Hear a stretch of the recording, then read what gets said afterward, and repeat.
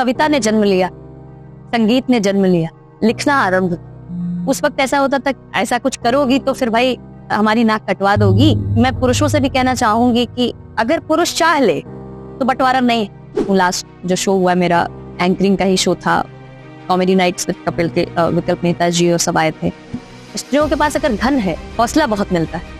पुरुष स्टेशन पे सो सकता है, स्त्री वो नहीं कर सकती। आप स्त्री है ना, स्त्रीत्व को जिंदा रखिए, अपने नजरों में झुकाव रखिए। ओ my God, I am girl, ये करके आप स्त्री नहीं बन सकते, यू कैन नॉट। और जब मैं रात को कार्य करने जाती थी ना, कविता हो या एंकरिंग हो, दरवाजा नहीं खुलता था मेरे लिए वापस आने पर कि अंकल दरवाजा खोल दीजिए। मेरा वो गिड़गिड़ाना याद, जैसे तैसे एक रात मैंने कहीं सुरक्षित जगह पे काटी। उस दिन से प्रयागराज से मन उठ गया। जब बेटा कमा के रात को घर आता है और जब बेटी कमा के घर वापस आती है, कहाँ थी रात तक, इतना समय हो गया दिख नहीं रहा है। उसको भी पूछ लो मेरी बिटिया कितना काम करके थक गई होगी कि मैंने इस पर एक कविता लिखी और कम से कम 2 घंटे रोई। लोग बातें कर रहे थे आचरण की, स्त्री की शोहरत में छुपे गंदे चरण की। कह रहे थे लोग कोई सुंदरा है, कर रही है राज कोई माजरा है। यूं प्रसिद्धि का कोई अनुबंध होगा, निश्चय ही मालिक से कोई संबंध हो। ग्लैमर इंडस्ट्री खराब है और बहुत खराब है। The singers should be beautiful on the stage only. मुझे ऐसा लगता था कि मैं कुछ हुई नहीं और मैं डिप्रेशन में गई। सालों साल घर से बाहर नहीं निकल सकती।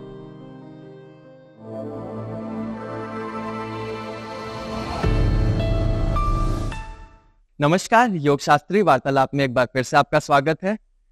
आज के इस एपिसोड में हम लोग सबसे महत्वपूर्ण ये जानेंगे कि हम लोग बहुत सारे कवि सम्मेलनों में जाते हैं और बहुत अच्छे अच्छे कवि भी आते हैं, दर्शक भी बहुत सारे होते हैं, लेकिन दर्शकों में महिलाओं की संख्या बहुत कम होती है, कई बार तो ना के बराबर होती है।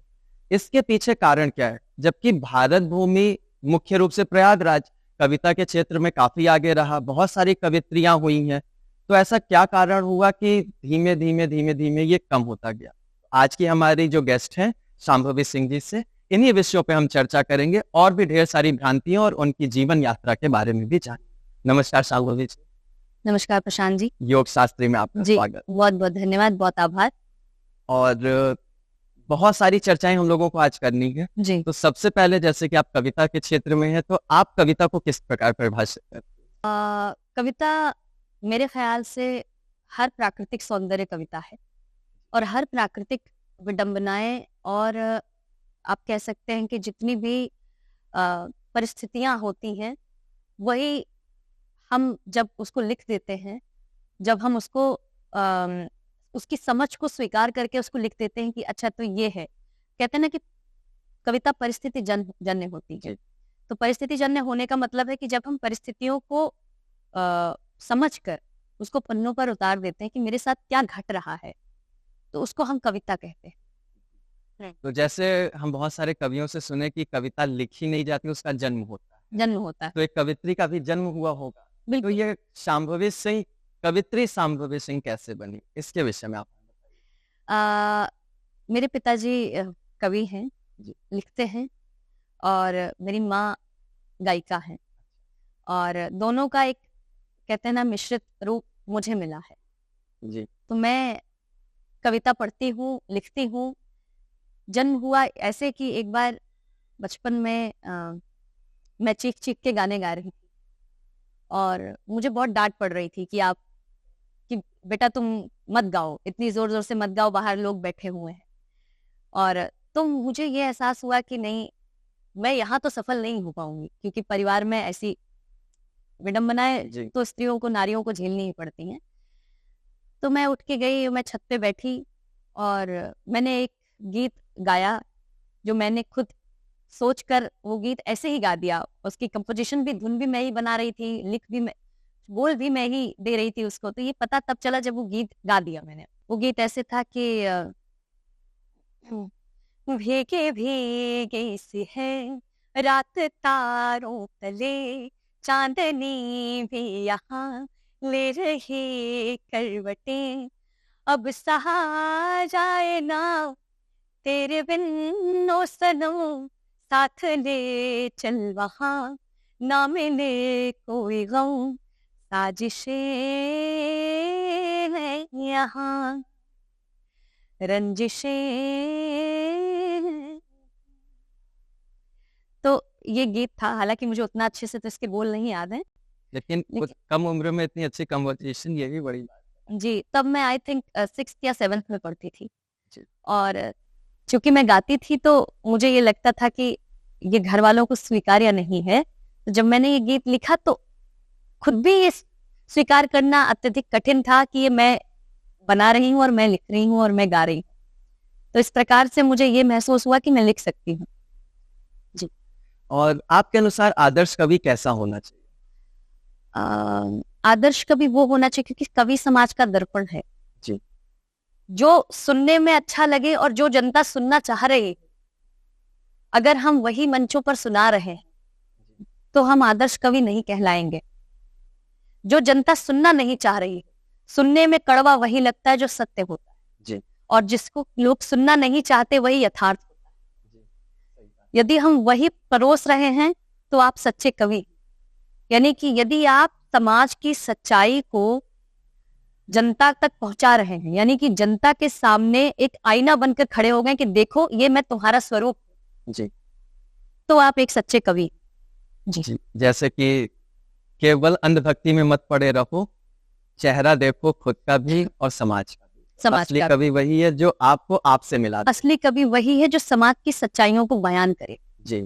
यानी कि कविता कभी भी एक रस में नहीं लिखी जा सकती। बिल्कुल। कविता सब रस होती है, यानी कि सभी रसों को समाहित किए हुए समाज की सच्चाई को बयान करती हुई एक वो आप कह सकते हैं एक वो विषय है कविता जो समाज के प्रति व्यक्ति को सुधारने और उसे आईना दिखाने का कार्य करती है। जी। जी। तो आपके इंस्पिरेशन कौन रहे कवियों? आरंभ में मेरी इंस्पिरेशन रहे मेरे पिताजी। जी। लिखा करते थे। एक बार क्या हुआ कि एक कार्यक्रम था तो वहां मैं गई, तो वहां पे मेरे पिताजी ने एक कविता लिखी हुई थी कि अम्बे मनेहु भयो चकोर जिमि पूनम का चंद चकोरी देखत नभ की ओर। तो चूंकि वहां पर जो कार्यक्रम हो रहा था उस कार्यक्रम में आपको कुछ अपना लिखा हुआ सुनाना था। जी। मतलब अपना लिखा हुआ यानी कि कोई ऐसा गीत सुनाना था जो किसी फिल्म में किसी एल्बम में नहीं आया हो। अब उस समय मैं छोटी थी, 7th में या 8th में पढ़ती थी। जी। तो मेरे पिताजी ने कहा कि बेटा एक मैंने गीत लिखा है, ये तुम सुना सकते हो तो बताओ। मैंने कहा कि कंपोजिशन तो आपने की नहीं है तो कंपोजिशन तो मुझे करनी पड़ेगी। तो मैंने उसका कंपोजिशन किया। तो मैंने उसको यूं किया कि अम्बे मनयहु भयो चकोर जिमि पूनम का चंद चकोरी देखत नभ की ओर, देखत नभ की ओर। तो ये मैंने सुनाया और मैंने जब संपूर्ण श्रोताओं का, दर्शकों का जब दिल और हृदय जीत लिया तो मुझे ये एहसास हुआ कि अपने स्वरचित काव्य में कितनी बात होती है। जी। तब से मैंने ये देखा, तब मैं अपने पिताजी को बहुत सुनती थी उस वक्त ऐसा। और मैं यह आटे भैया मौसा का मेला, कैलाश गौतम जी को भी मैंने बहुत सुना। ये कविता तो सबसे ज्यादा यही सुन के मेरे ख्याल से बड़ी हुई। और एक कवि सम्मेलन की रिकॉर्डिंग थी 52 मिनट जी। डॉक्टर कुमार विश्वास की। तो वो चाहे मेरे चाचा जी ने लाया हो मुझे याद नहीं, वो ऑडियो घर पे लाया गया और मैं सोते समय उसको सुना करती थी, जिसमें कोई दीवाना कहता है कोई पागल समझता है। तो ये मैं सुनती थी और मुझे लगता था कि क्या कुछ तो बात है जो लोग इस पे तालियां बजा रहे हैं और कुछ तो बात है कि जो मुझे इतनी अच्छी लग रही। अगर ये इतना अच्छा लग रहा है तो इस प्रकार से मैं भी लिख सकती हूँ और इस प्रकार से मैं भी कविता कर सकती हूँ। तो इंस्पिरेशन पहले तो पिताजी हुए, फिर धीरे धीरे कविता के और प्रकारों से अवगत होने लगी कि ऐसे ऐसे हम और रस मिलने लगे और जिज्ञासा बढ़ने लगी कि किस प्रकार से मैं सीखूं। तो मैंने भी 2 पंक्तियां ऐसे लिखी हैं कि दिल गुलशन की वादी में धुन भी मेरा है, भाव भी मेरे हैं, लेकिन जो है रस जो है वो मेरी इंस्पिरेशन से कहीं से उठ के आता है। जैसे डॉक्टर कुमार विश्वास की कोई दीवाना कहता है, इस प्रकार की कुछ कविताएं थी तो जिसको मैं सुना करती थी। तो कि दिल गुलशन की वादी में हम उनको छोड़ कर आए, बड़े सपने सजाए थे वो सारे तोड़ कर आए, उन्हें एक सर फिरी पगली हसीना से मोहब्बत थी, मेरा टूटा था दिल लेकिन हम उनका जोड़ कर आए। जी। तो आपको आपका जन्म जैसे प्रतापगढ़ में हुआ जी। और फिर बाद में आपने बताया कि शिक्षा वगैरह जी। प्रयागराज में, जी। तो ये सफर कैसे रहा? प्रयागराज में कब आगमन हुआ, किस प्रकार से हुआ? जी। तो असल में क्या हुआ कि मैं पढ़ाई करती थी प्रतापगढ़ में, और चूंकि गांव का माहौल, तो कहते हैं ना कि कविता जो होती है वही लिख सकता है जो जमीनी स्तर पर जुड़ा हो। यानी कि आप किसको कह सकते हैं कि जड़ किसको कह सकते हैं? जड़ तो गांव को कह सकते हैं आप। बिल्कुल। समाज की जो जड़ है, जो देश की जड़ है, वो गांव है। गांवों से ही तो आरंभ होता है देश। देश की तरक्की या देश का विकास गांव से ही आरंभ होता है और जुड़ा भी है। अब गांव में पैदा होना मेरे लिए बड़ा गर्व का विषय था कि मैं गांव के एक परिवार में पैदा हुई, जहाँ के मेरे बाबा 40 वर्षों से ग्राम प्रधान रहे, और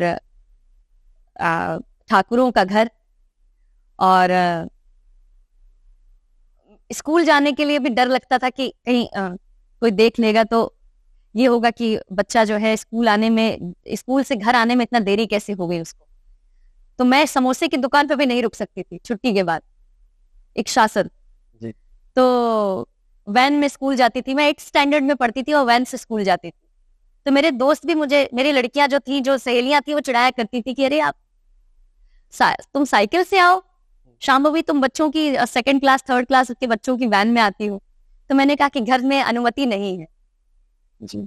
तो ऐसे ऐसे फिर मेरा मन ऐसा लगने लगा कि मैं यहाँ तो कुछ कर ही नहीं सकती, लेकिन खेत खलिहानों से गुजरते हुए, बाग बागानों से गुजरते हुए, लहराती हुई लहलाती हुई फसलों को देखते हुए कविता ने जन्म लिया, संगीत ने जन्म लिया, और लिखना आरंभ किया। तो दिल ने कहा कि यहाँ तो उस वक्त ऐसा होता था कि तुम ऐसा कुछ करोगी तो फिर भाई हमारी नाक कटवा दोगी, और आपको जो है क्या करना चाहिए कि आपको कोई अधिकारी बनना चाहिए। पढ़ने में भी अच्छी थी, तो पढ़ा भी करती थी और बहुत पढ़ा करती थी। चिमनियों में पढ़ा है, लालटेनों में पढ़ा है। वो याद है जब बालों में कीड़े फंस जाया करते थे, और कीड़े मर जाते थे लेकिन निकलते नहीं थे। तो वो दौर भी याद है। लेकिन मेरा जो आंतरिक जो लगाव था, जो हृदय से करना चाहती थी, स्कूलों में कविताएं पढ़ के, गाने गा के बहुत देखे, और वहां पे प्रतिभाशाली छात्रा के रूप में नाम भी दर्ज हो गया। लेकिन जब कहते हैं घर की मुर्गी दाल बराबर, परिवार वाले जब नहीं समझ रहे हैं तो फिर मैं बाहर वालों को सुनाकर क्या ही करूंगी। उस वक्त ऐसा लगता था इसमें स्कोप नहीं है, इसमें कोई आपकी सक्सेस नहीं है। आप अधिकारी बनेंगे तो दुनिया आपको प्रणाम करेगी, आपको पूजेगी। तो मैंने कहा जो अब अधिकारी बनना है तो यही से, अधिकारी बनने के लिए ही मुझे घर से बाहर निकलने दीजिए, कम से कम कोई कारण मिले कि मैं घर से निकलूं। पहले निकल जाए, बाद में देखा जाएगा। जी। तो मेरे बुआ जी भी तैयारी करने के ही सिलसिले में, तो बुआ भी तैयारी करने के लिए प्रयागराज आई थी। तो मेरी बुआ जी ने मुझे भी कहा कि आप भी चलो बेटा, तो मैं भी आ गई उनके साथ। तो इस तरह आप आई थी इलाहाबाद में, प्रयागराज में रह गई। जी। जब आई थी तब तो इलाहाबाद था। तो उस वक्त ऐसा था कि इलाहाबाद शहर है, हम तो ठेठ गांव में रहा करते थे। जब शहर में, और इतनी भी मनाही नहीं थी कि हम जो है, अगर कोई 4 व्यक्ति अगर बाहर बैठे हैं तो इतनी भी आजादी नहीं थी कि हम अपने घर से, अपने 2 मंजिला मकान से नीचे उतर के भी आ सके, इतना शासन था। मतलब ये तो वही बात होगी कि शास्त्रों में दिया यत्र नार्यस्तु पूज्यन्ते रमन्ते तत्र देवता, वो केवल लोग पढ़ के रह जाते हैं, इम्प्लीमेंटेशन नहीं। हाँ, तो लेकिन हाँ, कुछ है कि छुपा छुपा के ट्यूबवेल में नहाया बहुत, और हाँ, उसका अलग ही आनंद है कि कोई बाहर से आ ना जाए, क्योंकि बाबा प्रधान थे तो आना जाना लोगों का लगा रहता था। लेकिन फिर धीरे धीरे जब मैं इलाहाबाद आई तो फिर वहां से चेंजेस आने शुरू हुए। जी। हमने सुना है कि आप पहले एंकरिंग भी करती थी कई सारे कार्यक्रमों में, तो उसका अनुभव कैसा रहा? एंकरिंग का प्रश्न तो बहुत बाद में उठता है। अभी तो संघर्षों का दौर चलेगा, एंकरिंग तो बहुत बाद का विषय है। तो वापस संघर्ष में आते हैं हम लोग। पहले प्रयागराज आते हैं। जी। तो पहले प्रयागराज आई तो क्या हुआ कि प्रयागराज में संगीत को लेकर, पहले तो मुझे संगीतज्ञ बनना था। पहले गायिका बनना था। संगीतज्ञ तो बहुत बात का विषय है, तो गायिका बनना था। तो संगीतज्ञ तो मरते दम तक व्यक्ति नहीं बन सकता। संगीत तो निरंतर सीखने की प्रक्रिया, कोई भी कला है वो समाप्त नहीं हो, पूरी नहीं होती जी। तो मुझे गायिका बनना था। अब उसके लिए उथल पुथल हृदय में मचती थी, सारेगामापा और से बहुत से रियलिटी ऐसे टीवी शोज हैं, जो रियलिटी शोज हैं जो आया करते थे, तो मैं देख के लगता था मैं इससे तो अच्छा गा सकती हूँ, क्योंकि तब किड्स चैनल मैं देखती थी, मतलब जैसे किड्स ऑडिशंस होते थे तो लगता था इससे अच्छा तो मैं गा सकती हूँ, बचपन से सोचती थी, पर गाने का इतना मौका मिला नहीं। ऑडिशंस इलाहाबाद में सर्च कर रही थी कि यहाँ पे ऑडिशंस होते हैं कि नहीं, पर वहां होता ही नहीं था। अब ऑनलाइन का इतना मालूम था नहीं, तो प्रयागराज आई तो संगीत को लेकर एक अलग ही था कि एक दौड़ थी हृदय में कि मुझे संगीत सीखना ही है। तो प्रयाग संगीत समिति में ज्वाइनिंग को लेकर प्रयाग संगीत समिति में मैं लोक गायन में नेशनल लेवल विनर हो गई। अच्छा। एक आयोजन हुआ, उसमें मैंने पार्टिसिपेट किया, विनर हो गई। तो घर से तो परमिशन नहीं मिली, लेकिन बुआ जी बड़ी प्रभावित हो गई। माँ तो हमेशा से सपोर्ट में थी, वो गायिका थी। पिताजी भी थोड़े बहुत सपोर्ट में थे, मन था लेकिन एक समाज मन था लेकिन समाज था, और बाबा थे। अब जो बाबा की इच्छा है वो माननीय है। घर का एक प्रमुख होता है, जो उनकी इच्छा होती है वही माननीय होती है। वही ऐसा लगता है कि ठीक है, अविनी का आप बाबा का ही सुनते हैं। मेरा वचन है शासन। बिल्कुल बिल्कुल। तो मैं क्या हुआ कि जब मैं प्रयागराज आई, तो जब विनर हो गई तो घर माँ का सपोर्ट, पिताजी का सपोर्ट, बुआ का सपोर्ट भरपूर कि बेटा देखो अगर आपको सीखना है तो आप जाओ। घर से मना ही थी कि गंगा पार नहीं जाना है। हम रहने लगे शांतिपुरम में, लेकिन गंगा पार जाके सीखने की तो इजाजत थी नहीं। मतलब भी पूरा शहर में भी नहीं आ पाई। शहर में भी नहीं आ पाई। तो भी छुपा के कि कोचिंग है, बालसन चौराहे पे कोचिंग है, और उसके आगे शाम का समय था। तो शाम के समय में प्रयाग संगीत समिति में आखिरकार जाने लगी जैसे तैसे करके। अब उसका पैसा भी बड़ा मुश्किल से आता था, क्योंकि घर वाले सपोर्ट में नहीं थे, तो पैसा उसके लिए तो नहीं मांग सकते, उसके लिए पैसा मांग नहीं सकते थे। कोचिंग की फीस भर दी जाती थी। अब बुआ जी मुझे पैसे देती थी, वो शिक्षिका थी उस वक्त, तो पैसे दिया करती थी पॉकेट मनी, तो उसी से मैं कार्य किया करती थी। धीरे धीरे क्या हुआ कि एक बार एक छोटा सा लोकल न्यूज चैनल था, तो उसने मुझे कहा कि शाम्भवी जी आप बोलती हैं अच्छा। अभी तो ये दौर शुरू हुआ कि एक बच्चा था, उसने मुझ पे हंस दिया कि आप जो है लिखती हैं और आपका उच्चारण अच्छा नहीं है, इतना गंदा आप बोलती हैं। गांव से निकली थी तो शाह में भेद आता नहीं था, एक्सेंट में थोड़ी प्रॉब्लम थी। तो मैंने कहा कि ठीक है। तो फिर मैंने टी ट्राउंस एक कोचिंग है, शुभ्रा चतुर्वेदी मैम है वहां पे, उनसे मैंने, वो बहुत मेरे लिए आदरणीय है, उनसे मैंने सीखा पर्सनालिटी डेवलपमेंट का जो भी है। मैं बड़ी भाग्यशाली हूँ कि मैं प्रयागराज आई और मैं ऐसे इंस्टीट्यूट में गई जहाँ पे उन्होंने इंग्लिश तो डेवलप हुई ही, लेकिन मेरे अंदर एक जुनून भी था, क्योंकि मैं लिखती थी तो शाह और सा में भेद करना इतना भी मुश्किल नहीं प्रतीत हुआ। जा जा गा गा खा खा कर लिया, बड़े आराम से कर लिया। और इंग्लिश में भी एक डेवलपमेंट आया मेरे अंदर कि मैंने अपनी पर्सनालिटी को थोड़ा ग्रो अप किया। फिर आगे बढ़ी और आकाशवाणी का ऑडिशन दिया। आकाशवाणी का ऑडिशन दिया तो वहां युवाणी कार्यक्रम हेतु चयनित हो गई। तो फिर अंदर से और कॉन्फिडेंस डेवलप हुआ कि अच्छा, तो मैंने उच्चारण क्या सुधार लिया, मुझे ये भी मिल गया। तो मैं वो करने लगी और सीखने को बड़ा मिला। तो धीरे धीरे एक लोकल न्यूज चैनल था, उसने मुझे कहा कि आपको 500 रुपया महीना देंगे और आपको दिन में 4 न्यूज बना के भेजनी है। ये कब की बात है? ये आज से 6 साल पहले की बात है मेरे ख्याल से। तब मैं ग्रेजुएशन फर्स्ट ईयर में रही होंगी। तो उन्होंने बोला ठीक है, ये मैंने करना शुरू किया। 6 साल क्या, और थोड़ा पुराना ही रहा होगा वाकया। तो मैंने करना शुरू किया तो मैं बोर होने लगी। मुझे लगा 500 रुपया महीना है, मैं पूरा दिन 4 न्यूज करके देती थी और मेरे काम इससे बाधित। कहने को होता है कि 4 न्यूज हैं आपको करके देनी है, पर उनका लिखा भी वो सही से नहीं रहता था, मुझे प्रॉपर उसको लिख के तब बोल के भेजना पड़ता था। तो ऐसे ऐसे मेरा जो बोलने की जो मुझे लगा कि मेरे अंदर कैपेसिटी बोलने की है, इसका मतलब है कि मेरे पास ये आ रहा है। तो वो न्यूज मेरी मैम ने सुना, जो मेरी म्यूजिक टीचर थी उमा दीक्षित। उन्होंने सुना तो उन्होंने कहा बड़ा सराहा। वो बहुत प्रेम करती हैं मुझसे, मुझे मालूम है। मैं दूर भी हूँ तो वे उनके करीब ही हूँ। और मुझे मेरी सभी शिक्षिकाएं और शिक्षकों का बहुत भरपूर प्रेम मिला, क्योंकि कहते हैं कि मैं बहुत उनके साथ बहुत विनम्र और बहुत ओबीडियंट छात्रा रही, हर जगह पर आज्ञाकारी शिष्या रही। तो उन्होंने मुझे एक सजेस्ट किया कि आप इतना अच्छा बोलते हो, आप एंकरिंग क्यों नहीं करते, एक बार में आप इतना कमा सकते हो। तो उन्होंने एक नाम एक जगह सजेस्ट किया, तो धीरे धीरे मेरी एंकरिंग की जर्नी शुरू हुई। मैंने एक प्लेन बैकग्राउंड में अपना एंकरिंग का पहला वीडियो भेजा था अपनी प्रोफाइल के लिए कि मैं सेलेक्ट हो जाऊं। मैं सेलेक्ट हो गई, कार्यक्रम किया मैंने, वहाँ ऑडियंस नहीं थी, मैंने ऑडिशन के लिए से सिंपल दीवार पे बोला था और भेजा था।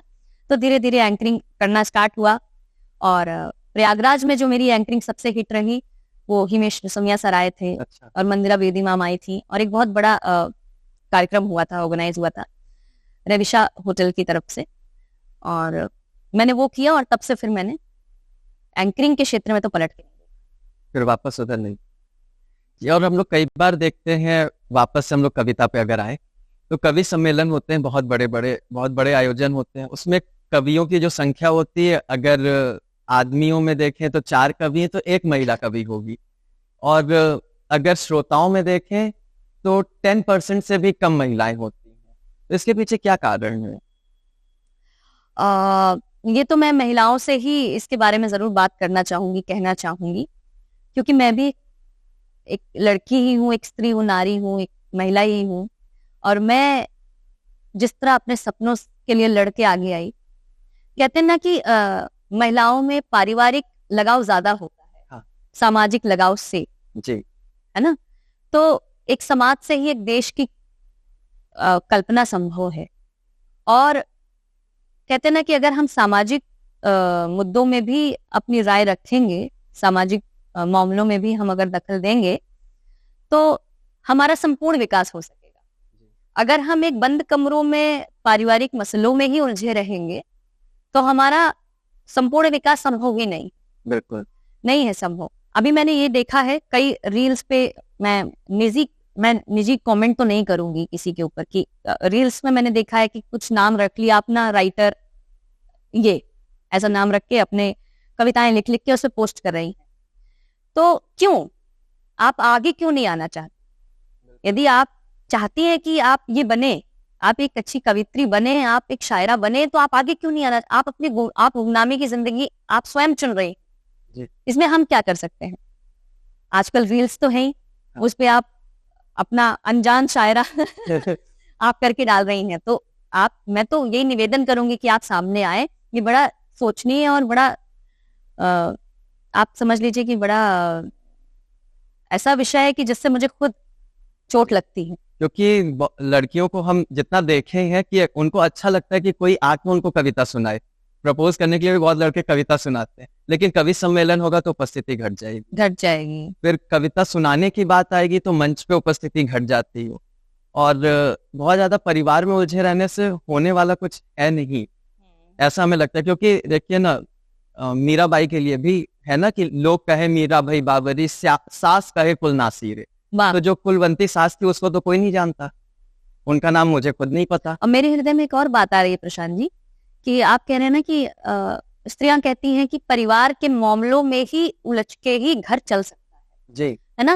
लेकिन मैं एक और बात बता दूं, अगर आप समाज को देखेंगे, समाज का वृहद रूप देखेंगे, तभी आप परिवार को टूटने से बचा सकते हैं। बिल्कुल, क्योंकि अगर हम अंदर घुस जाएंगे तो फिर हमें चीजें दिखेंगी ही नहीं, कोई भी चीज वाइड एंगल में ज्यादा क्लियर दिखती है। आप जब समाज के बाहर निकलेंगी तो आप देखेंगे कि पुरुष वर्ग काम किस प्रकार कर रहा है जी, है ना। आपके भीतर उस कार्य को लेकर उत्साह और उस कार्य को लेकर सम्मान जागृत होगा, ठीक है, और धीरे धीरे आप भी उस कार्य की ओर अग्रसर होंगी। आपको भी पता चलेगा कि कितना मेंटली प्रेशर पड़ता है समाज वर्ग पर जो कार्य करता है इस तरह से। तो धीरे धीरे क्या होगा कि दोनों वर्ग, यानी कि पुरुष और स्त्री, दोनों पारिवारिक मामलों में भी और सामाजिक मामलों में ही एक बराबर पर आना शुरू हो जाएंगे। और जब वो बराबरी की जो लकीर है, जब वो एकदम एक समान हो जाएगी, तब कहीं जाकर समाज डेवलप होगा। और हमने आपकी भी एक कविता कई बार यूट्यूब पे देखी है, सुनी है, अपने ड्रीम बॉय के विषय। ड्रीम गर्ल पे तो लोग बहुत सुना है, तो वो थोड़ा सा उसकी कुछ लाइए। मैंने कहते हैं ना कि एक नारियों की सुंदरता पे तो बड़ी कविताएं हुई हैं, और पुरुषों के साथ ये अन्याय होता रहा बहुत ज्यादा। तो एक सच्चा व्यक्तित्व ही सराहनीय होता है, और यदि हम उनको आत्मबल नहीं बढ़ाएंगे तो समाज में पुरुष वर्ग तो उस कैटेगरी में आ ही नहीं पाएगा जिस कैटेगरी में असल में उसको होना चाहिए। जी, महिलाओं के लिए महिला दिवस, पुरुष के लिए मजदूर दिवस। नहीं नहीं, तो मैंने लिखा था कि वो तो रंगीन दिन के नजारों सा है, उजली रातों के रोशन सितारों सा है, देखता है तो यौवन ये खिल जाता है, भीगी बारिश में मध्यम फुहारों सा है, एक पल में वो सदियां बिताता फिरे, मेरी खुशियों में ही मुस्कुराता फिरे, पड़ न जाए किसी की नजर मुझ पे वो, मेरी तस्वीर दिल में छुपाता फिरे, भीनी माटी की सौंधी महकता है वो, ठंडी ठंडी पवन के बयारों सा है। तो आपको ड्रीम बॉय मिला फिर? मिलना उतना संभव नहीं है जितना कल्पना करना संभव। और मेरा यह ख्याल है प्रशांत जी कि कल्पना में जीना ज्यादा अच्छा है। एक तरफा प्यार बहुत अच्छा होता है। कल्पना में जीना ज्यादा अच्छा होता है, क्योंकि अगर कल्पना टूट गई, अगर भ्रम टूट गया, तो आप जीवन में ना तो वैसी कल्पना कर पाएंगे, ना वैसी रचना लिख पाएंगे। इसलिए प्रेम की भी कल्पना ही अच्छी है। तो कल्पना करके आप जब तक लिख सकते हैं लिखिए, वो ज्यादा अच्छा विषय। जब आ जाएगा तो अनुभव किया जाए, अनुभव हो जाएगा। अगर दिल टूट गया तब तो मुश्किल है, तब तो आप उस रस में लिख ही नहीं सकते दोबारा। तो वियोग श्रृंगार रसी चलेगा। तो जब आपने कविता को ही अपना प्रोफेशन चुना, तो घर में सपोर्ट अच्छा रहा या उसमें भी विरोध रहा? क्योंकि आप तो अधिकारी बनने आई थी। जी जी, नहीं कविता जब एंकरिंग करने लगी तो क्या हुआ कि पहले गायन शुरू किया था जी। तो गायन में मुझे यहाँ इतना स्कोप दिखा नहीं। स्कोप का मतलब होता है वो आदर, जो मुझे आदर चाहिए था। कि स्तर होते हैं, कई स्तर होते हैं। आप किस स्तर, परिवार वाले किस स्तर पे आपको सोच रहे हैं कि भाई गाना खराब नहीं है, गीत खराब नहीं है, गीत को प्रेजेंट करने का लहजा और गीत को प्रेजेंट करने की जगह और गीत को प्रेजेंट करने का जो है तरीका जी। वो अगर खराब है तो उसको निम्न श्रेणी में दर्ज किया जाता है। अगर आपको उच्च श्रेणी में जाना है तो उसके हिसाब से आपको संघर्ष करना होगा और उसके हिसाब से आपको अपने परिवारजनों को कन्विंस करना होगा कि भाई मैं जो करने जा रही हूँ वो ये करने जा रही हूँ। आप जो समझ रहे हैं वो ये स्तर है जो गाँवों में होता है। गाँव में एक संगीत को अलग स्तर पे देखते हैं। अब वो आपको बताने और उसकी जरूरत नहीं है। और आजकल संगीत बहुत डेवलप हो गया। तो धीरे धीरे जब मैंने ये देखा कि नहीं, संगीत को लेकर लोगों की सोच उतनी वाइड नहीं है, तो मैंने एंकरिंग शुरू की। जब एंकरिंग शुरू की, जब आकाशवाणी में जाने लगी, तो एक बार मुझे कार्य मिला NCZCC में। मैंने कविता पढ़ी अपनी पहले, तो बड़ी सराही गई। तो मुझे ऐसा लगा कि क्यों ना कविता के क्षेत्र में मैं आऊं। अभी कविता के बारे में तो बहुत बात करनी है कि कैसे मैं इस फील्ड में आई और इस फील्ड का क्या संघर्ष रहा, लेकिन परिवार वाले कविता से खुश हैं क्योंकि से खुश है कवित्री से। प्रश्न तो कवित्री से, क्योंकि कविता, आपको मैं बताती हूँ, कविता में मैं अपने उन गाँव की तमाम यादों को भी पिरोती हूँ, जो वहां से मुझे जो यादें मुझे अपने गाँव से मिली, चाहे वो दादी की यादें हो, चाहे बाबा की यादें हो। एक कविता है मेरे गाँव पे लिखी है कि आसमां में सितारे बिछे रहते थे, जब दरख्तों पे जुगनू सजे रहते थे, लालटेनों के शीशों को चमका के फिर कोठरी के मुहाने पे धरते थे हम, बापों की बाही मिले इसलिए रात भर कम चराहों में पढ़ते थे हम, खोज लाओ कोई उन दिनों को कभी, जब हमारा वो एक घर हुआ करता था, आम की कैरियों संग मेरे गाँव में, प्यार ही प्यार सब में बटा करता था। तो कविता जब मैं आरंभ में प्रयागराज आई, इलाहाबाद आई, तो एक छोटा सा आयोजन था, कंपटीशन था। मैंने सोचा कि क्यों ना ट्राई किया जाए।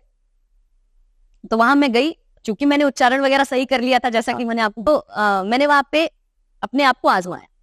मैं गई और वहां प्रथम स्थान पर आ गई। ओपन माइक था। तो मैंने कि होले प्रसन्न आजाद है तू वीरों के बलिदान से, होकर मलंग बिंदास है तू शक्ति के वरदान से, बैठा तो है करवीर की तरुवर सी छाया में वतन, क्या याद भी है नाम तुझको जिनसे महके थे चमन, एक वो भी नारी थी कि जिनके हाथ में तलवार थी, क्या खूब लड़कर जीत लिखी थी पूरे हिंदुस्तान की। ऐसा करके मैंने एक नवगीत, एक कविता प्रस्तुत की और मैं प्रथम स्थान पर। ओपन माइक, आजकल ओपन माइक को लेके भी बड़े द्वंद है। कुछ लोग कहते हैं ओपन माइक में पार्टिसिपेट करने से स्तर घटता है, भाई कुछ लोग कहते हैं कि करना चाहिए, प्रैक्टिस होती है। आप किस तरह? नहीं, उसके बाद से मैंने नहीं किया। अच्छा। तो हम पहला वाला समझे कि पहला कर लिया, आपको पता चल गया कि आपके अंदर कैपेबिलिटी कितनी है ना। उसके बाद से क्यों नहीं किया, क्योंकि प्रथम आ गई और इतना मेरे अंदर की काबिलियत लोगों ने भापी, और वहां से मेरे एक बहुत अच्छे मित्र भी मुझे वहां मिले, उनका मैं नाम भी लेना चाहूंगी। लेकिन उनसे वो मुलाकात तो उनकी उस समय हो गई थी मुझसे, लेकिन उनसे बात काफी समय बाद हुई। शिवम भगवती जी हैं, उनसे मुलाकात उसी ओपन माइक में हुई थी। हालांकि वहां पे और लोगों से भी मुलाकात हुई थी, जिनसे मिलकर मैंने एक ग्रुप बनाया जिसका नाम मैंने असुदा रखा।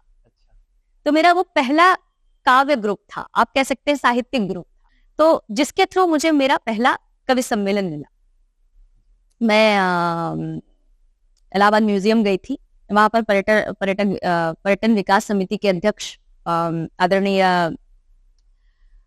नकवी साहब, हसन नकवी साहब, उन्होंने मुझसे कहा कि बेटा कुछ प्रयागराज पे इलाहाबाद पे कुछ लिखो, और कुछ लिखो ऐसा कि कितनी पर्यटक स्थलियां हैं। तब उस वक्त महाकुंभ आने वाला था, 2019 के आसपास। 2000, यस जी।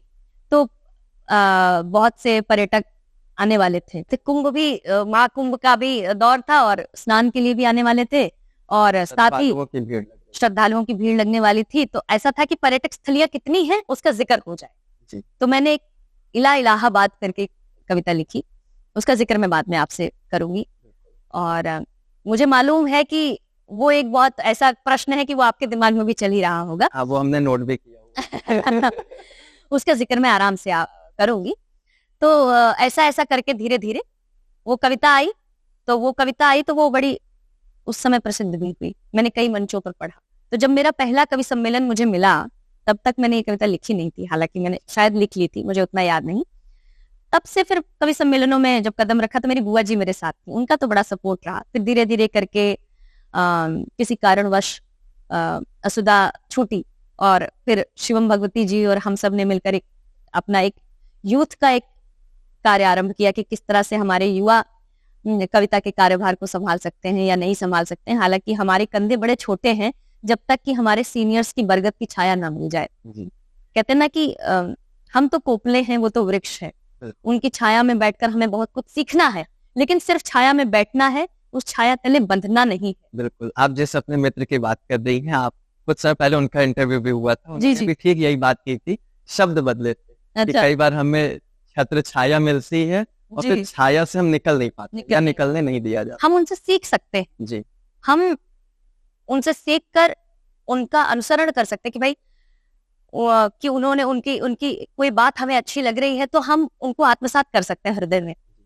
लेकिन जरूरी नहीं है कि आप समझिए, भगवान श्री राम गुरुकुल क्यों गए? माँ बाप को छोड़कर, माँ बाप की छाया से निकलना तो पड़ा ना, बिल्कुल, ताकि उन्हें उनका ज्ञान हो सके। बिल्कुल। और वन भी गए। अमन अक्षर जी की एक पंक्ति याद आती है कि राम वन गए थे अपने राम की तलाश में। वन गए तभी राम राम बने। वन गए तभी राम राम बने, और राम को स्वयं का ज्ञान हुआ कि मैं क्या हूँ। तो इसी प्रकार से जी अभी आपने बात की थी स्तर की, कि गीत कहाँ पे परफॉर्म किया जा रहा है, क्या कैसे है, उस पर निर्भर करता है कि वो गीत कैसा है। तो अभी स्तर की बात हो रही, तो एक वीडियो इधर बीच काफी यूट्यूब और इंस्टा पे चल रही है, आशा भोसले जी की। जी पिछले साल की है शायद। उसमें उन्होंने बताया कि एक बार लता जी को ऑफर मिला था लगभग $1 मिलियन का, और 2 घंटे परफॉर्म करने का किसी के निजी कार्यक्रम में। और उन्होंने मना कर दिया, कहा कि $5 मिलियन भी मिलेंगे तो भी मैं किसी के निजी कार्यक्रम में नहीं परफॉर्म करूंगी, क्योंकि मैं कला का स्तर नहीं नीचे ला सकती हूँ, कलाकार का एक स्तर होता है। वहीं पे अभी कई सारे बड़े बिजनेसमैन हैं, उनके निजी कार्यक्रम में आजकल बड़े कलाकार परफॉर्म भी करते हैं, केवल पैसों के लिए या जिस भी कारण। तो इस चीज को आप कैसे देखती हैं? क्या लता जी की बात से आप सहमत हैं, या वर्तमान में जो ट्रेंड चल रहा है? देखिए, लता जी तो मेरी आइडल रही हैं, और उनके स्वर्गवास के बाद मैं काफी डिस्टर्ब रही, रोई, कमरे बंद करके बैठी रही कि मैं उनसे मिल ना सकी। तो उनकी बात से मैं असहमत तो हुई नहीं सकती, मैं सहमत हूँ पूर्णतः, लेकिन वक्त वक्त की बात है जी। उनका जो दौर था, वहां पे जो संगीतकार हुआ करते थे, जो गायक गायिका हुआ करते थे, उनका स्तर क्या होता था कि उस वक्त बहुत कम लोग ही गायक बन सकते थे, गायिका बन सकते थे। अभी क्या है कि समाज थोड़ा सा चेंज हो गया है, थोड़ा सा लोग इस दौड़ में थोड़ा सा आगे बढ़ गए, क्योंकि अभी क्या है कि थोड़ा सा मॉडर्न अभी जमाना आगे बढ़ गया, प्लेटफॉर्म्स पे बढ़ गए हैं और गायक भी बहुत बढ़ गए। हाँ। तो अभी आप ये सोचें कि आपको सिंगल इतने कार्यक्रम मिल जाएं कि आप अकेले जाके इतने कार्यक्रम कर सकें जिससे आप पैसा कमा सकें निजी को छोड़कर, तो एक गायक और एक कलाकार का पेट भर ही नहीं सकता। आप समझ रहे हैं मैं क्या कह रही हूँ? अगर आप कलाकार हैं, कोई व्यक्ति आपको अपने निजी कार्यक्रम के अंतर्गत सम्मान दे रहा है, तो क्योंकि ईश्वर ने तो आपको ही वो कला दी है, और अगर उसके पूरे परिवार और सब, आप अपनी एक मर्यादा रेखा बनाइए, आप एक सीमा रेखा बनाइए, इसके पार मैं नहीं जा सकती। और हर व्यक्ति की अपनी अपनी एक सीमा रेखा होती है कि हम इसके पार नहीं जा सकते। तो मैं गलत भी नहीं कहूंगी कि आज के लोग जो कर रहे हैं वो गलत है। उनके हाथ में उनकी एक अपनी सीमा रेखा है, उनके हाथ में उनकी अपनी मर्यादा की लकीरें हैं, और वो उसके पार नहीं जाते और वो कार्यक्रम करते हैं, क्योंकि कंपटीशन इतना बढ़ गया है, यदि वो ये नहीं करेंगे तो उनके पास और कोई चारा ही नहीं रहेगा, क्योंकि एक सिंगर है ही नहीं और एक कवि है ही नहीं। बिल्कुल। इतने लोग हैं समाज में, इतना समाज ऐसा है कि आपको कुछ करने के लिए इन्वेस्टमेंट की जरूरत पड़ती है, और इन्वेस्टमेंट आप तब कर सकते हैं जब आपके पास पैसा हो। अपने पात्र नहीं भरा होगा, किसी और को क्या देंगे? आप इन्वेस्टमेंट तब कर सकते हो जब आपके पास पैसा हो। तो मैं यही कहूंगी कि पैसा आपकी प्राथमिक जरूरत नहीं होनी चाहिए, लेकिन जरूरत होनी चाहिए, ताकि आप उसको इस्तेमाल करके अपनी जो प्रतिभा है उसका स्तर बढ़ा के उसको लोगों तक और ज्यादा पहुंचाने का प्रयास कर सकें। जी। जैसे किशोर कुमार के एक गाने उसमें लाइन भी आती है कि पैसे की अहमियत से इनकार नहीं है, पैसा ही सब कुछ मगर सरकार। जी जी। तो आप इस प्रोफेशन में, आपकी भी आलोचनाएं खूब होती होंगी, क्योंकि सबकी होती है हर प्रोफेशन में। तो आप जितने ऊंचे स्तर पे जाइए, आलोचना उतनी बड़ी होती है। तो आप आलोचनाओं का सामना कैसे करते? प्रशांत जी, आपने बड़ा कठिन सवाल पूछा, लेकिन उत्तर तो देना पड़ेगा। जी। सवाल इसलिए कठिन है क्योंकि कई लोगों ने कहा, ये बात फैली थी, मैं अपने प्रयागराज से भी बड़ा दुखी हो गई थी कि जिसको मैंने कर्मभूमि माना, जिसकी माटी को चूमकर मैं आगे बढ़ी, उसने कहा कि नारी है और सुंदर है इसलिए चल रही। ये वाक्यांश ये मेरे कानों में गूंजते हैं, इसलिए चल रही है।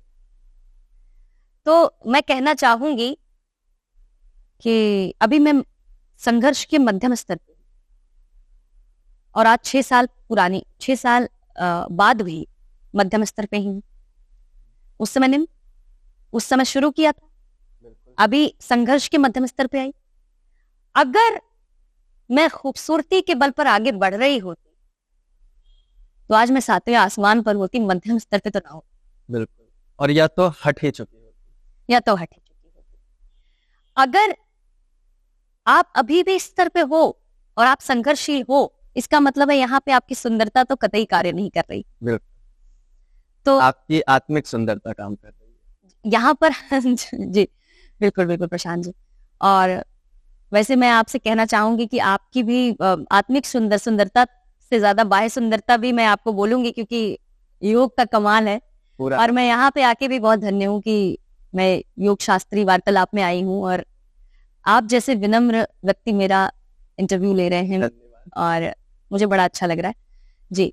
तो आलोचनाएं जब हुई तो आपका क्या रिएक्शन रहा? आलोचनाएं जब हुई तो आरंभ में बड़ा कष्ट होता, क्योंकि छोटी भी थी, जैसा कि बताया ग्रेजुएशन में थी, छोटी थी, तो बड़ा कष्ट होता था, क्योंकि ऐसे परिवार से निकल कर आई जहाँ पे निकलने तक की अनुमति नहीं थी। और जब निकल रही हूँ और अपने लक्ष्य को साधने का प्रयास कर रही हूँ, तो वो लोग मुझे ये कह के कि स्त्री है, सुंदर है इसलिए चल रही है।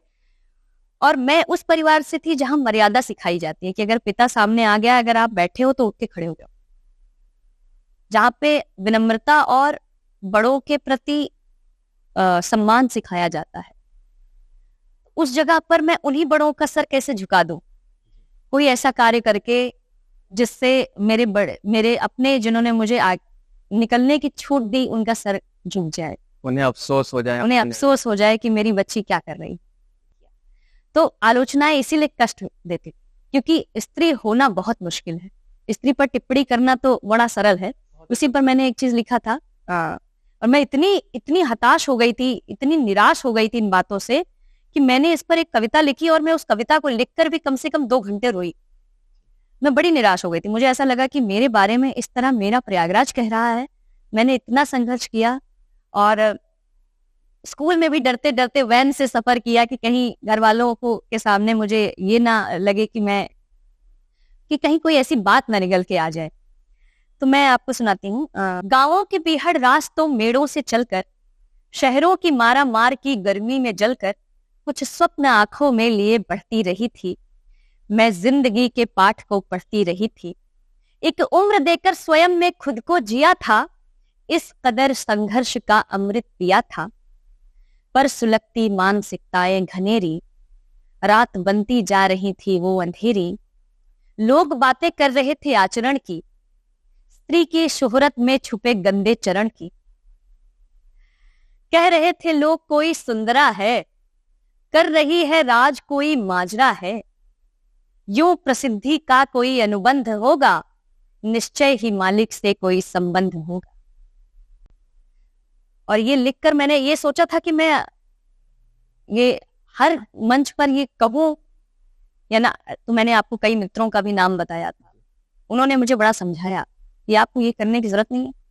आप कौन है कि आप सबको सफाइयां देती फिरेंगी जी। शांभवी जी, आप अपने आप में एक बहुत बड़ी पर्सनैलिटी हैं।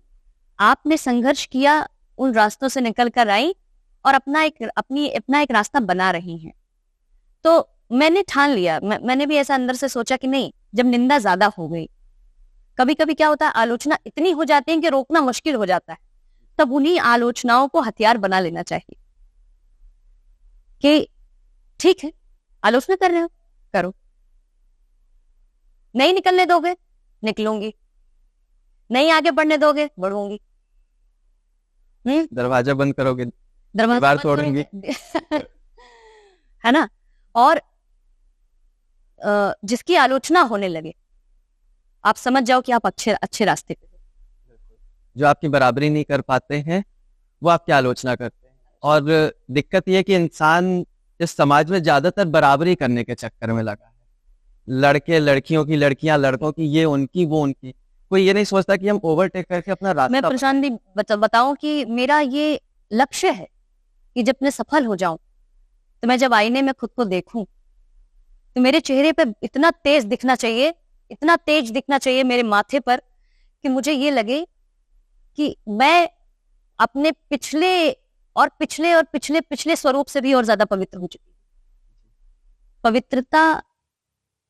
पवित्रता से ज्यादा आपका संघर्ष जब आईने में दिखता है तभी आपका माथा चमकता है, तभी आपका चेहरा आकर्षक लगता है।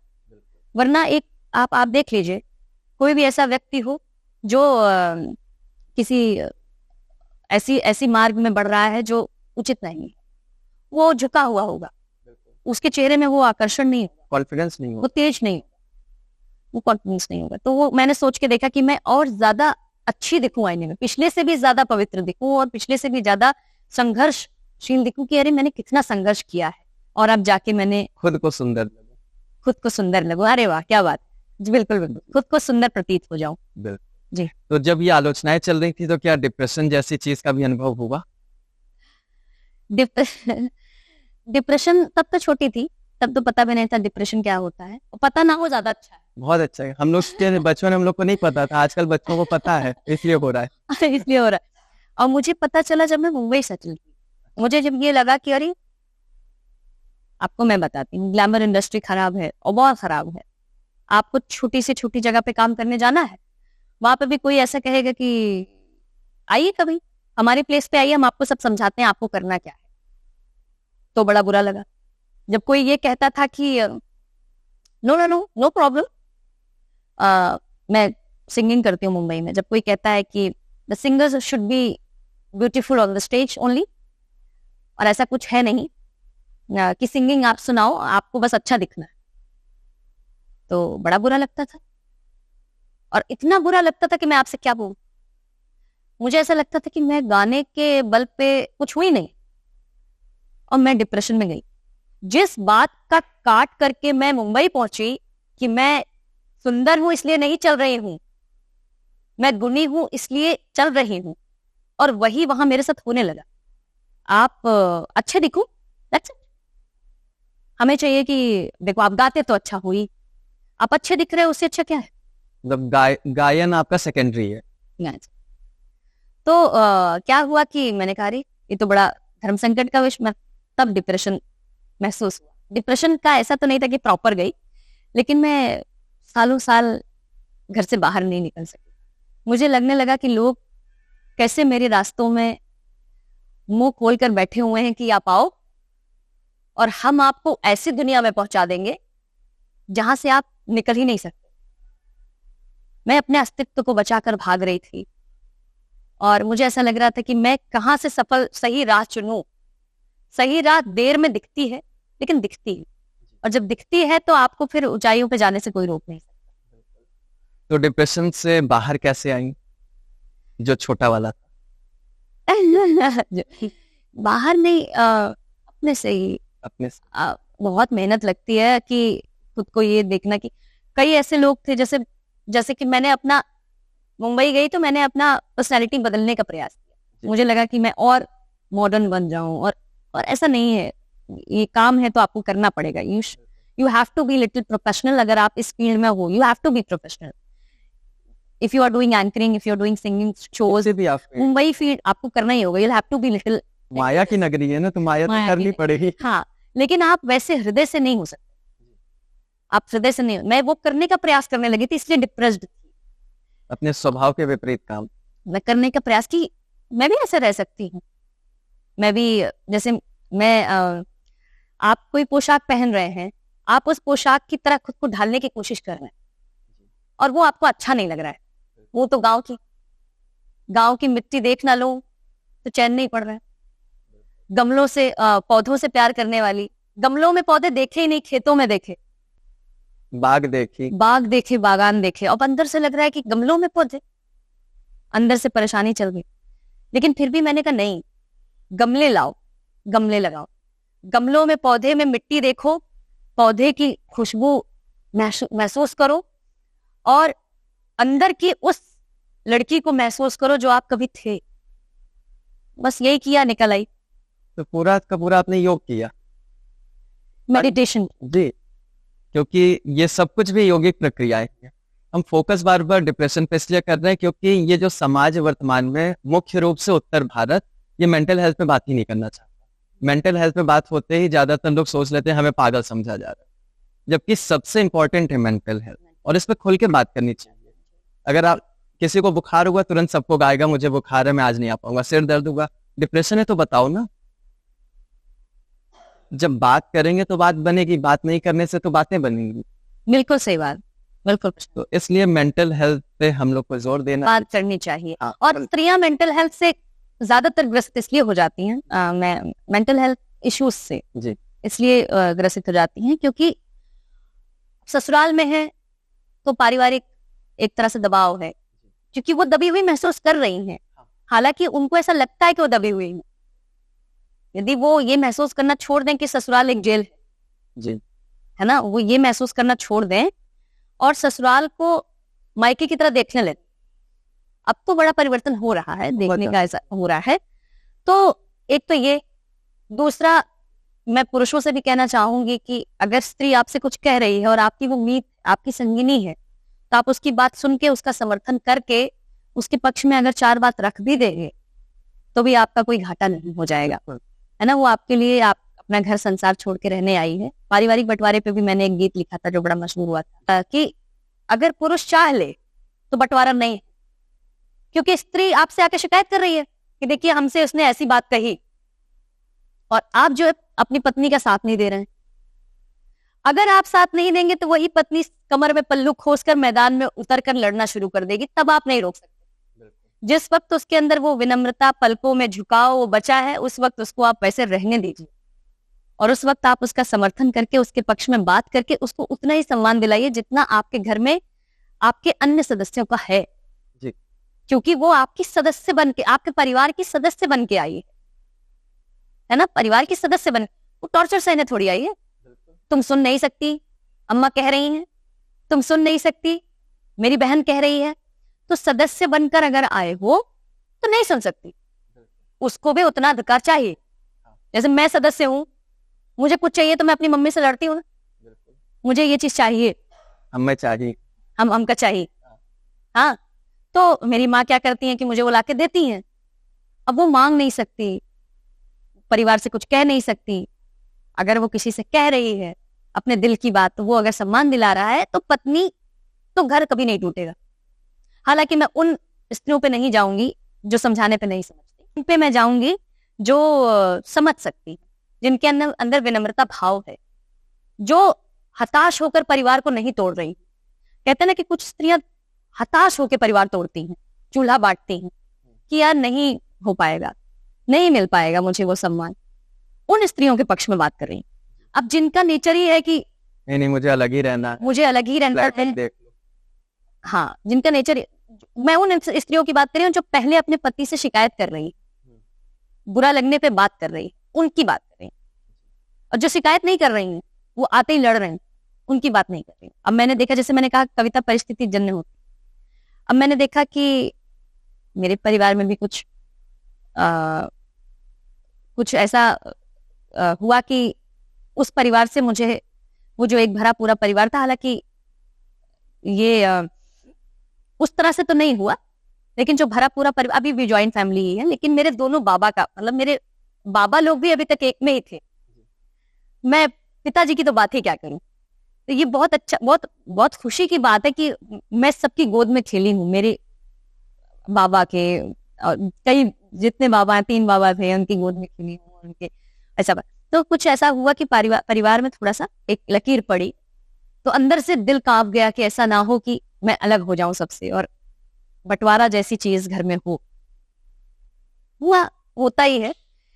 और लेकिन अभी मेरा परिवार अभी एक परिवार, एक सूत्र में बंधा हुआ है। मेरे चाचा और पिताजी सब एक में ही है, लेकिन एक जो लकीर बनी उस पे मैंने लिखा कि बचपन के सुंदर आंगन में अधिकार बट रहे हैं देखो, यूं धुआं उठ रहा है शायद परिवार बट रहे हैं देखो। कि है कि बचपन के सुंदर आंगन में अधिकार बट रहे हैं देखो, यूं धुआं उठ रहा है शायद परिवार बट रहे हैं देखो।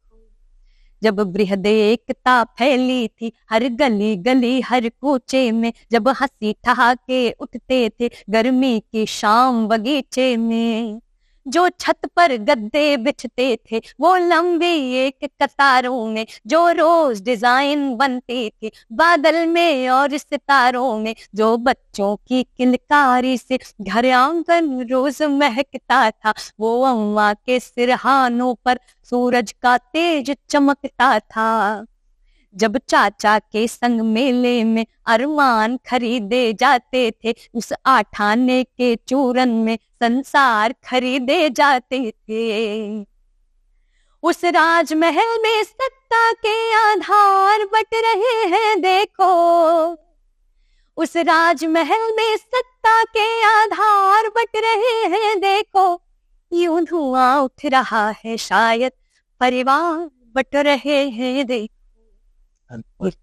लोग बकलोल थे जो कह रहे थे कि आप सुंदरता से केवल चल रही है, मन तो कर रहा है सुनते ही जाए, प्रश्न ही करना बंद कर दे। तो इतनी अच्छी कविताएं आप बहुत बड़े बड़े मंच पे भी गई। हम कई वीडियोस में देखें कि एक प्रोग्राम आता है टीवी पे, वाह भाई वाह, जी जी, तो उसमें भी आप कई बार प्रतिभा की, उसका अनुभव कैसा रहा? बहुत बहुत अच्छा। मैंने देखा कि आदरणीय शैलेश लोढ़ा सर ये कार्यक्रम करा रहे हैं, बहुत अच्छा है। वो ऐसे ही कवियों को चुन रहे हैं जो वो अपने हिसाब से कवियों को एक मंडली बना रहे हैं, श्रृंखला बना रहे हैं। उनको ऐसा लग रहा है कि ऐसे कवि सामने आने चाहिए जिनके अंदर वाकई बात है। अब उन्होंने कहा भी है कि मुझे बड़ा गर्व है कि मैंने ऐसी प्रतिभाओं को खोजा। और मैं जब वहां गई तो मुझे इतनी प्रसन्नता हुई। मैंने अपनी कुछ ऐसी कविताएं रखी, जैसे एक कविता है साइकिल जी। वो गांव के ऊपर है, खेतों के ऊपर। जब हम खेतों से गुजरते हैं तो पहला पहला प्यार होता है कि जब निगाहों से बात होती थी, उन दिनों छत पर रात होती थी, वो जो चौराहे से एक सड़क आती थी, नब्ज दिल की मेरे यूं धड़क जाती थी, जिस तस्वर में बेचैन सा दिल खिले, उनके आते ही सब बदल जाती थी। साइकिल पर जो दिखता था हम दम मेरा, जान मेरी कसम से निकल जाती थी। वो जो पहला सा प्यार था, दिल बेकरार था, आओ बताएं तुम्हें, हर जुबां पे सवार था अपना वो प्यार, आओ किस्सा सुनाए तुम्हें। ये पहली कविता थी जो मैंने वहां पे प्रस्तुत की थी, और मैंने 2 लाइनें सुनाई थी और शैलेश सर ने बोला कि बस यही साइकिल सुनाओ, तुम्हारा तो चुन लिया मैंने, साइकिल सुनाओ। फिर उनको मैं इतनी पसंद आ गई कि मेरी कविताएं उनको इतनी उनके हृदय को छू गई कि फिर बैक टू बैक 4 एपिसोड तक। हाँ, तो जो पहला प्यार साइकिल में था, ये ड्रीम बॉय के बाद था या पहले था? ड्रीम बॉय के बाद। ड्रीम बॉय के बाद। ड्रीम बॉय मैंने 9th में लिखी। अच्छा, मतलब बचपन से आपने फिक्स कर रखा था ऐसा ही होना चाहिए और दाएं बाएं नहीं चलेगा। ड्रीम बॉय 9th स्टैंडर्ड में थी तब लिखा था मैंने। और उस कार्यक्रम की चयन प्रक्रिया क्या होती है कि वो लोग खुद चुनते हैं या फिर ऑडिशन? ऑडिशन। मैंने अपना ऑडिशन वीडियो भेजा था तो मैं चयनित हुई। ये तो अच्छी बात है कि ऑडिशन जो चयनित हुई, लाइक कहने लायक ना हो ना कि सुंदर है इसलिए गई। जी। हाँ, क्योंकि उस प्रोग्राम में हर तरह के लोग जाते हैं, आदमी मोटे पतले लंबे छोटे। और सबसे अच्छी बात यह है कि ऑडिशन की क्लिप्स कई लोग देख के डिसाइड करते हैं। हाँ। कि भाई कैसा है, पहले कोई देखेगा फिर उसको थोड़ा ऊपर पहुंचाएगा, फिर यानी उस कार्यक्रम में कविता का ही चयन होता है? कविता का ही चयन होता है, व्यक्ति का नहीं। तो आपने बीच में एक बात की थी इलाहाबाद। अच्छा, जी जी, थोड़ा उसको विस्तार में ले आइए। झूसी के उस पार, क्योंकि प्रयागराज है तो झूसी के उस पार प्रतिष्ठानपुर नाम का एक राज्य हुआ करता था, जहां वैवस्वत मनु नाम के एक राजा राज्य करते थे। उन्हें पुत्र की चाहत थी, उन्होंने मित्रावरुण यज्ञ करवाया, उन्हें पुत्री पैदा हुई जिसका नाम उन्होंने इला रखा। तो उन्हें बड़ी शिकायत हुई, उन्होंने फिर से ईश्वर से शिकायत की कि भैया मैंने तो, कि प्रभु मालिक मेरे, मैंने तो आपसे पुत्र की चाहत की थी, आपने पुत्री कैसे प्रदान कर दी। उन्होंने इला को शुदुम्न नाम के पुत्र में परिवर्तित कर दिया। उसी स्थान पर शिव और पार्वती विचरण करने आया करते। उन्हीं की विचरण स्थली में सप्तर्षि आए और विचरण स्थली में थोड़ा सा विघ्न पड़ा, माँ पार्वती क्रोधित हो गई।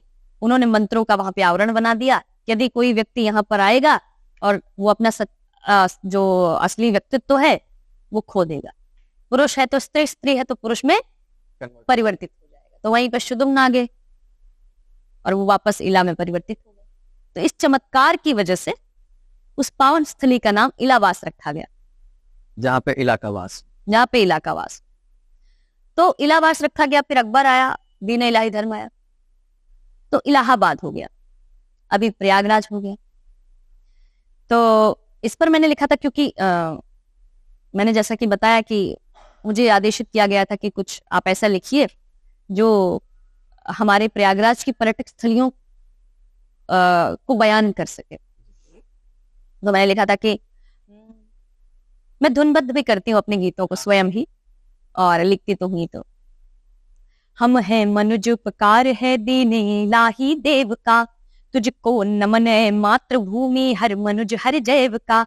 है ये धरा कितनी प्रतिष्ठित विश्व के परिधान से, उन राज युग के राजवंशों के विविध निर्माण से।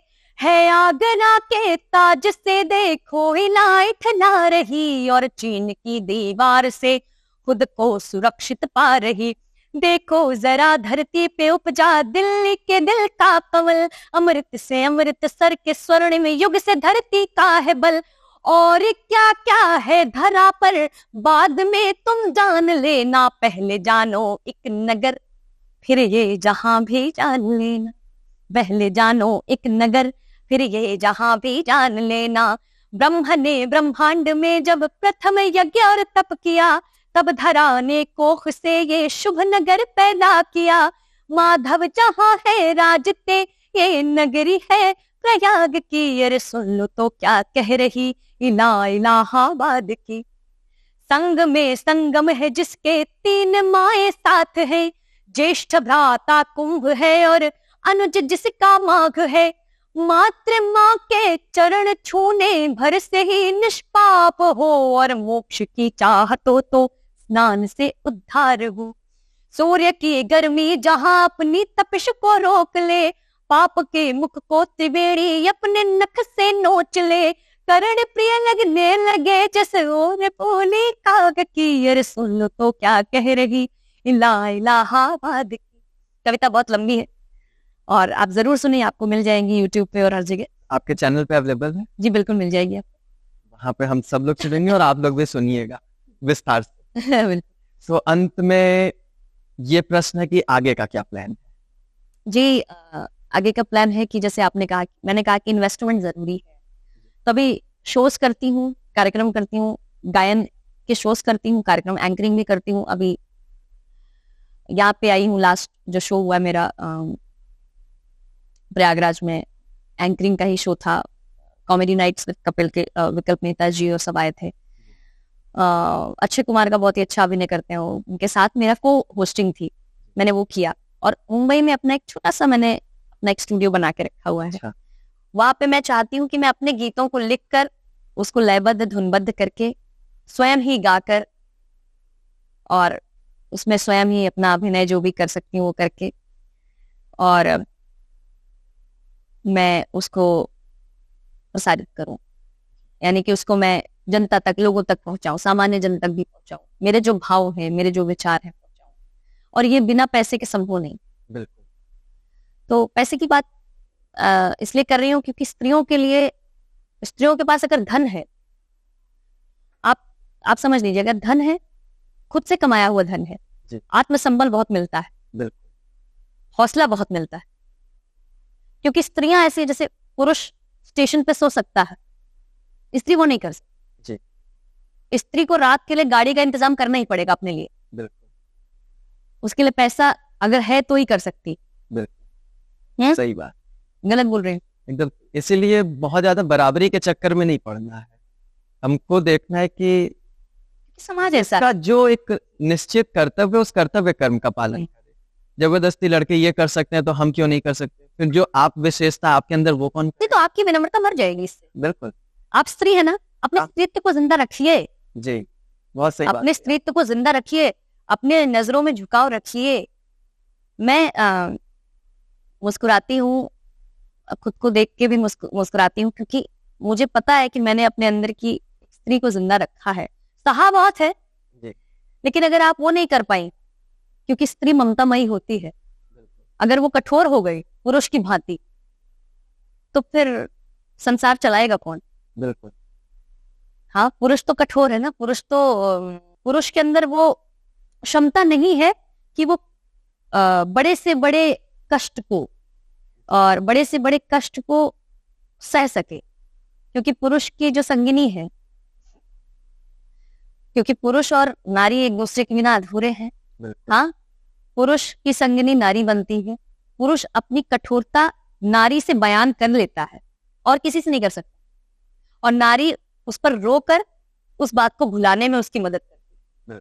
अगर आपकी विनम्रता ही खत्म हो गई, नारी तो हृदय से चला गया, आप कठोर बन गई, वो भी कठोर है, बस दो लोहे टकराएंगे, टन से आवाज होगी। आप कभी आप उसको नहीं संभाल सकते और वो आपको नहीं संभाल सकते। इसीलिए संभव ही नहीं है आपका पुरुष बन जाना। जी। और अगर दोनों को एक ही बनाना होता तो भगवान केचुआ जैसे बना देते, द्विलिंगी जी। अलग अलग बॉडी क्यों देते? अलग बॉडी है यानी कि अलग उद्देश्य है। अलग उद्देश्य है, बिल्कुल है, बिल्कुल है। आपके अंदर नारी तो होना ही चाहिए, मैं तो यही चाहती हूँ। हाँ। अभी मैंने बहुत सी लड़कियों को देखा है कि उस तरह से आप सोच नहीं रहे हो, विचार नहीं कर रहे हो, लेकिन इंस्टा पे रील्स आजकल बड़ी पॉपुलर होती हैं, झुमके पहन के, बिंदी लगा के, सूट पहन के दिखा रहे हैं व्यक्ति लोग कि हम नारी हैं। लेकिन उनको आप देखेंगे बाहर, मैं व्यक्ति विशेष पे टिप्पणी नहीं कर रही, ये कलयुगी मानव की दुर्दशा बता रही हूँ कि वो ये बताएंगे कि मैं ऐसी हूं, है ना, और नाटक करने की जरूरत नहीं है जी। आप नाटक मत करो, आप जब बोलो, आप जब बात करो तो आपकी मर्यादा आपके बोली से झड़े, लगना चाहिए कि आप सच्ची स्त्री हो, कि अरे मैं स्त्री हूं, oh my God I am girl, ये करके आप स्त्री नहीं बन सकते। यू कैन नॉट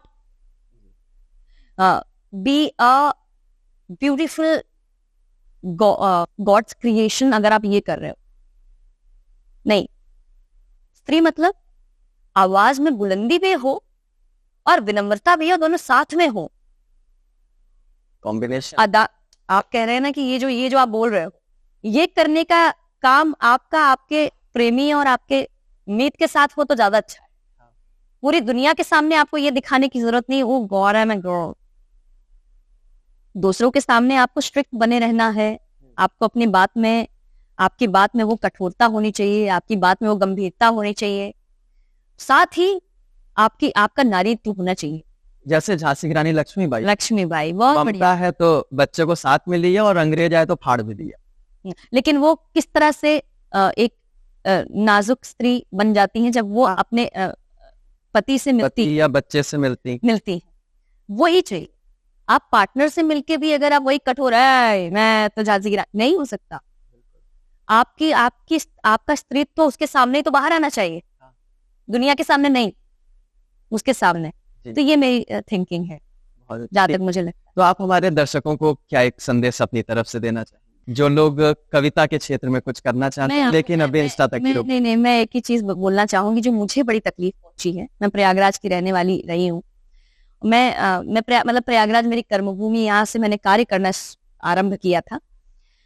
तो आरंभ में जब मैं कार्य करती थी तो मैं किराए के मकान में रहती थी, और जब मैं रात को कार्य करने जाती थी ना, कविता हो या एंकरिंग हो, तो दरवाजा नहीं खुलता था मेरे लिए। वापस आने पर बड़ा कष्ट होता। मैं कहाँ रुकूंगी अगर मैं अकेली लड़की हूँ, कहाँ जाऊंगी?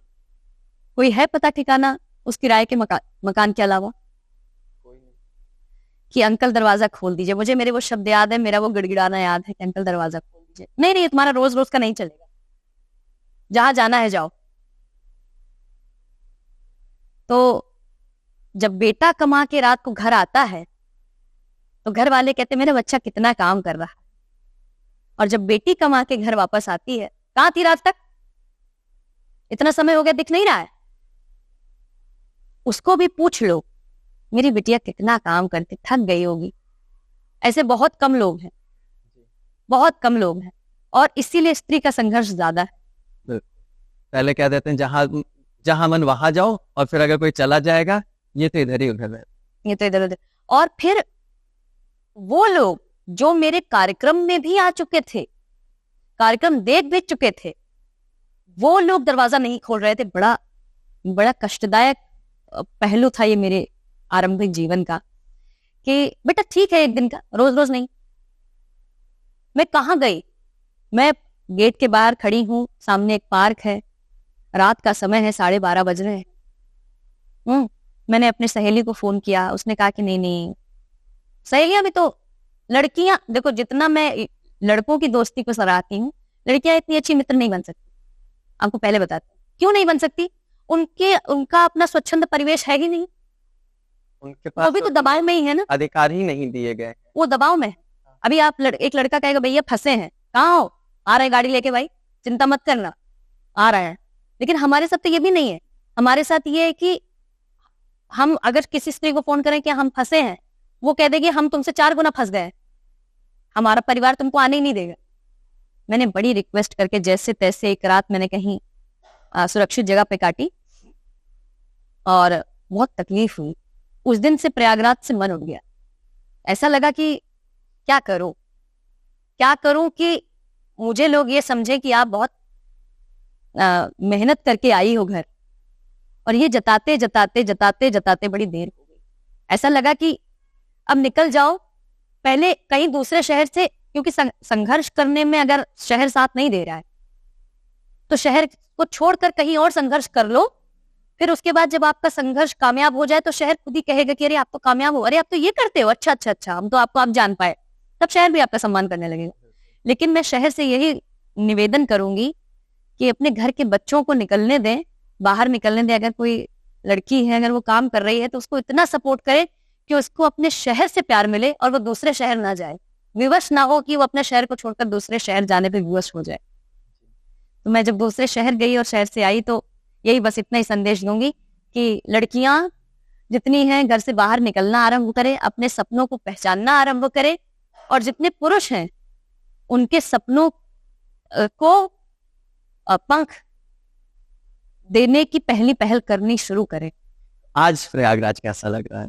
देखिए प्रयागराज इतना खूबसूरत लगता है। अब ये हमारे प्रयागराज ने आज भी, मैं अभी भी एक कार्यक्रम करके आ रही हूँ, मुझे आमंत्रित किया हमारे प्रयागराज ने। आपके कार्यक्रम में मैं आई, आपने मुझे आमंत्रित किया। हमारे योग शास्त्री वार्तालाप की तरफ से आप हमारा स्वागत कर रहे हैं और इतनी ब्राइट मुस्कान के साथ स्वागत कर रहे हैं। तो यही तो प्रयागराज है। प्रयागराज साहित्य का सम्मान करता है, लेकिन प्रयागराज संघर्ष करने वाली स्त्रियों को, जो कि कलाकार हैं, उनका सम्मान करने के लिए मैं सिर्फ उनसे विनती थोड़ा स्लो है उसमें थोड़ा सा। हाँ हाँ, तो प्रयागराज वालों थोड़ा स्पीड बढ़ाइए ना, कब तक धीमे धीमे चलेंगे? शिकायत नहीं कर रही, मेरा शहर है, अपना शहर है, इसलिए अपने शहर से विनती कर सकती हूँ कि ये करें आप। सलाह भी तो दे सकते हैं, अपनों को ही तो सलाह दिया जाता है। तो सलाह है कि आप स्पीड बढ़ाइए, स्पीड बढ़ाइए और उन लड़कियों को का आदर कीजिए जो कलाकार हैं, और उन पर अगर कोई व्यंग कसे तो आप उनको ये भी बोलिए कि नहीं, मैंने सुना है उस बच्ची को, क्या करती है वो, क्या बढ़िया करती। क्योंकि कहते हैं ना कि अगर किसी ने कह दिया कि ये लड़की तो रात में कार्यक्रम करती है, तो दो लोग भी उसको सुन के बोल देंगे हाँ हाँ मैंने भी देखा है, जबकि वो उसको जान भी रहे हैं कि वो किस प्रकार कार्य कर रही है। फिर भी तो लड़कियों के आचरण पे सवाल उठाने वाला सबसे पहला अगर कोई केंद्र है तो या तो परिवार या तो अपना ही समाज। तो ये बंद हो जाएगा तो लड़कियों का भविष्य उज्जवल हो जाएगा। बहुत बहुत धन्यवाद। बहुत बहुत धन्यवाद आपका भी समय देने के लिए। तो आज के पॉडकास्ट में जैसा कि हम लोग अक्सर देखते आते हैं कि किसी कविता कवित्री ऐसे बात होती है तो 8-10 नाम लोग गिन लेते हैं, जयशंकर प्रसाद, रामधारी सिंह दिनकर वगैरह वगैरह, और उन्हीं के बीच में रह जाते हैं। जबकि जो आज की कवित्री हैं, आज के कवि हैं, वो बात वास्तविकता पे करते हैं, किस प्रकार से परिवार में बैलेंस बना करके अपने करियर में भी बैलेंस लाया जा सकता है। ऐसे ढेर सारी चीज हमें आज जानने को मिली शांभवी जी। और इसी प्रकार के और भी पॉडकास्ट देखने के लिए जुड़े रहिए योग शास्त्री। नमस्कार।